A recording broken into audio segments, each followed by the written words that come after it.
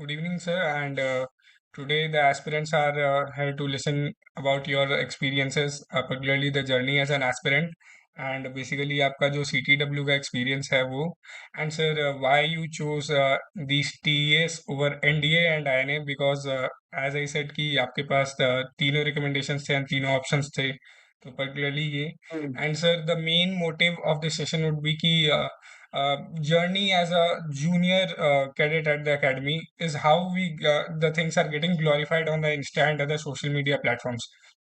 And particularly आप as a senior क्या advice करेंगे जूनियर्स को कि कैसे अपने को इतना मेंटली टफ बनाएं कि first term second term third term जैसे जो हार्ड टर्म्स होते हैं अकेडमी में तो उसमें ऐसे हार्डशिप्स ना फेस करने पड़े। तो पर्टिकुलरली आज हमारा ये रहेगा सर, एंड उसके साथ सर मतलब it's an honour for me to host you because not just as you are senior and you are 3 times recommended, but just because of your resilience and your consistency which I just observe on your channel and personally also, जो fitness आप अभी भी maintain करते हो, जो चीजें आप अभी भी कैरी आउट कर रहे हो एकेडमी के बाद, तो जो कहते हैं ना सर एकेडमी में लाइक कि एकेडमी कैरी ऑन, तो the things are still carrying on in your personality. So welcome sir into this session.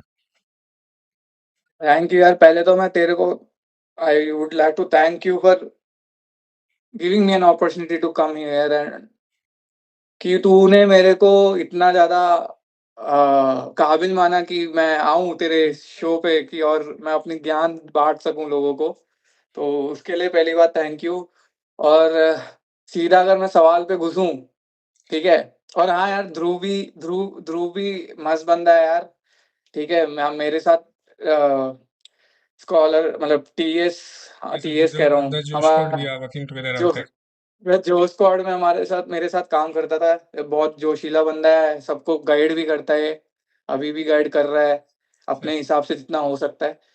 ठीक है, तो सीधा मैं अभी सवाल पे घुसूँ तो सबसे पहले तूने मेरे से पूछा कि टीएस क्यों over NDA and yes sir, and sir INA. Sir sir एक सेकंड बस वही कि सर लाइक स्टार्ट करते हैं जर्नी एज एन एस्पिरेंट से, बिकॉज सर पर्टिकुलरली ये होता है कि कैसे खुद को बिल्डअप करे, उतना मेंटली टफ बनाए, एंड आपने कैसे उसको किया, then we will move on to this question. तो सर आप ओके, प्लीज। ठीक है, ठीक है। सर। जर्नी एज एस्पिरेंट भाई, पर्सनली मैं अपनी बात करूँ सर पर्सनली मैं अपनी बात करूँ तो 8th 9th क्लास में थोड़ी कॉन्शियसनेस आई थी कि मेरे को कुछ करना चाहिए अब ज़िंदगी में, बहुत मौज-मस्ती कर ली मैंने। सर। बहुत, वरना 8th क्लास तक तो ऐसा रहता था कि बस खेलो-कूदो, गेम्स पीरियड कब आया, घर जाके कब खाएँगे, कब सोएँगे, फिर खाना वहाँ कब खेलने जाएँगे।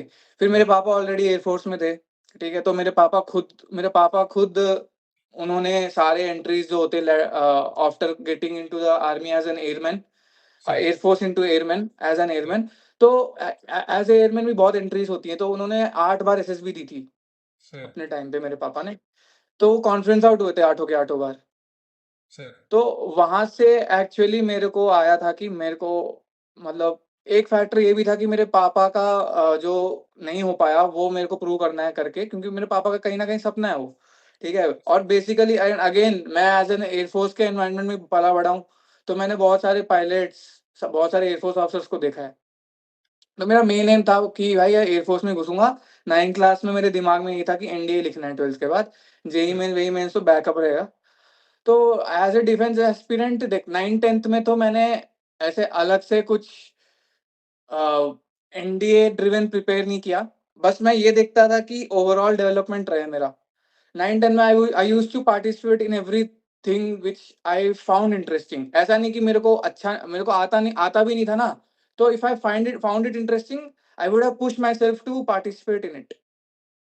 सर। मतलब कोई मोनोलॉग कॉम्पिटिशन हो गया या कोई डिबेट कॉम्पिटिशन हो गया, मैंने कभी नहीं किया था 9th तक। पर 9th के बाद से मुझे लगा कि ये सब मैं करता रहूँगा ना, जितना मैं अपने आप को ओवरऑल डेवलप करूँगा, उतना ही मेरे लिए हर एस्पेक्ट ऑफ लाइफ में अच्छा होगा। इसमें तो काम आएगा ही, पर जी सर। वैसे करके मेरा था। फिर जैसे-जैसे टाइम बढ़ता गया, 10th खत्म हुआ, 11th में जब आया एनडीए की, मतलब मेरा एज एलिजिबिलिटी भी आ गया था 11th के सितंबर में, मेरे 11th के जी सर। सितंबर, तो मैंने तब रिटन ड्रिवन प्रैक्टिस शुरू की। मैंने पहले अपने 11th क्लास के जो भी कॉन्सेप्ट्स थे वो क्लियर किए। मतलब जो सिलेबस था 11th का सिलेबस, टाइम के साथ उससे पहले ही मैं अपना कंप्लीट कर दिया करता था सर। और खुद से पीवाईक्यू सॉल्व करता था।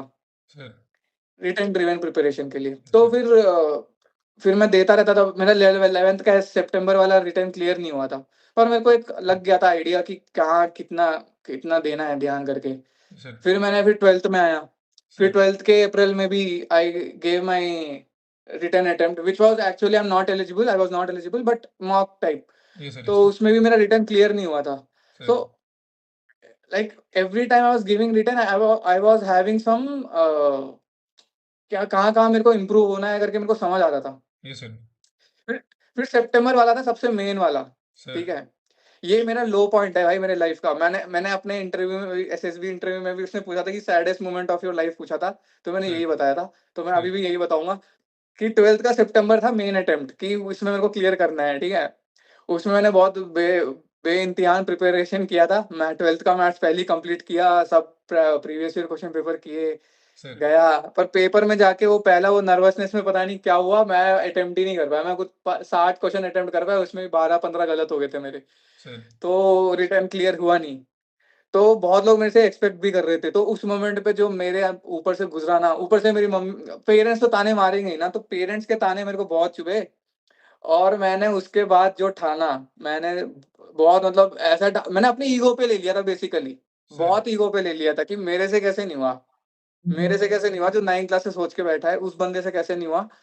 तो जब ये 12th के बोर्ड्स का टाइम था और जब एनडीए, जेईई मेन्स का टाइम था ना, मैंने एक चीज़ की थी पर्सनली, मैंने अपना जो फ़ोन था उस टाइम पे, मैं मम्मी को सबमिट कर दिया था सर, और एक ये ड्रामेटिक है थोड़ा और यस सर, बोला यस, था कि रिटन क्लियर करके ये फ़ोन आपसे मैं वापस लूँगा। सर,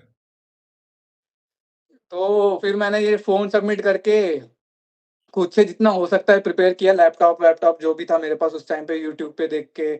फिर मैं previous year question paper, sample paper सब कुछ करता था जो भी है। सर, फिर मैंने कुछ शॉर्टकट मेथड सीखे यूट्यूब से जो भी था उस टाइम पे। फिर उसके बाद मैंने अटेम्प्ट किया अपना रिटन 12th क्लास के बाद जो अप्रैल वाला अटेम्प्ट होता है 2019 सर, एनडीए 1 वो मेरा रिटन क्लियर हो गया भाई। मतलब मैं जब पेपर लिख के आया ना, मैंने 80 क्वेश्चन अटेम्प्ट किए थे और मुझे पता था 80 में से ज़्यादा 5 गलत होंगे, उससे ज़्यादा गलत नहीं होंगे। सर, तो मेरे मैं बैठ गया कि ये तो सर, ये क्लियर है पेपर इट भाई, sir written it was clear है। Basically the after boards attempt, particularly appearing के बाद जो हाँ। आपका आफ्टर बोर्ड्स अटेम्प्ट था सर। ये सर, हाँ, आफ्टर बोर्ड्स अटेम्प्ट तो सर, मैथ्स तो पहले ही चंगा था ही क्योंकि दिमाग पूरा गरम-गरम रहता है, मैथ्स का प्रिपरेशन किया था बोर्ड्स का, तो सर, उस सेंस में भी बहुत हेल्प हुई और पेपर मेरा क्लियर हुआ। मेरे को रिटन दे के ही जब मैं घर आ रहा था तो मेरे को पता था क्लियर है। घर आते ही मैंने सीधा फ़ोन माँग लिया मम्मी से कि फ़ोन दे दो मेरा रिटन क्लियर है। और सर, जब रिज़ल्ट आया तो आ ही गया नाम। ये सर, ये सर, फिर फिर अब आता हूँ एसएसबी के प्रिपरेशन पे, ठीक है? तो एसएसबी के प्रिपरेशन पे तो देख जब मेरा रिटन क्लियर हो गया था ना, तो मुझे पता था कि अभी जो लास्ट और 12th का एंड चल रहा था, तब मैंने कुछ फिज़िकल एक्टिविटी में फिज़िकली कहीं इंडल्ज नहीं था। Sir, although SSB won't ask for you directly physical things but जब तक तू मुझे क्या लगता है जब तक तू फिज़िकली एक्टिव नहीं रहेगा ना, तो सर, कहीं न कहीं एसएसबी के तेरे चीज़ों को इफ़ेक्ट करता है, तेरे होल पर्सनैलिटी को वो इफ़ेक्ट करता है। तो मैंने क्या किया पहली बात एनडीए रिटन का क्लियर होते ही अगले दिन से मैं रोज़ रनिंग करना शुरू किया। सर, रनिंग करना शुरू किया। I used to have a time table भाई कि एसएसबी देने जा रहा हूँ, तो अगर वो बंदा मेरे से रूटीन पूछेगा, तो मैं एक रूटीन बता पाऊँ कि मेरे पास ये रूटीन है, मैं रोज़ इतना भागता हूँ, फिर आता हूँ, खाता हूँ, फिर न्यूज़पेपर पढ़ता हूँ। तो मैंने अपना एक रूटीन बनाया पहले, ठीक है? फिर कुछ 2 हफ्ते पहले मैंने रूटीन बनाया, वो रूटीन मैंने फ़ॉलो किया कि मैं यहाँ से यहाँ न्यूज़पेपर पढ़ता हूँ, यहाँ से यहाँ कोई और एग्ज़ाम की तैयारी करता हूँ, इतने से इतने में इतना ये सब करता हूँ। फिर जो 2 हफ्ते जब मैंने ये फ़ॉलो किया ना और फिर उसके बाद मैं क्रैश कोर्स भी गया था एक, यहाँ सर, मेरे घर के पास ही एक हैदराबाद में ही इम्पैक्ट अकेडमी करके है, सर, तो मैं उधर क्रैश कोर्स गया था, तो वहाँ पे मेरी बहुत अच्छी साइकोलॉजी की प्रैक्टिस हो गई थी और ये सर, ओवरव्यू एक सिमु एसएसबी का सिमुलेशन मिल गया था पूरा।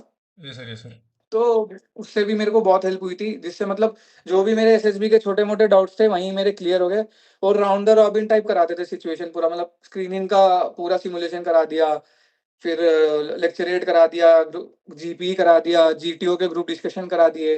तो रिपिटिटिवली 2 हफ्ते वो कराते गए तो I got familiar with that environment. तो उससे मेरे को एक नर्वसनेस वाली जो एलिमेंट होती है ना, वो पूरी तरह से निकल गई थी। सर, कि अच्छा इतना ही करना होता है और मेरे को बस ये अच्छा करना है, करके ये ये सर, मेरी थॉट प्रोसेस बन गई थी।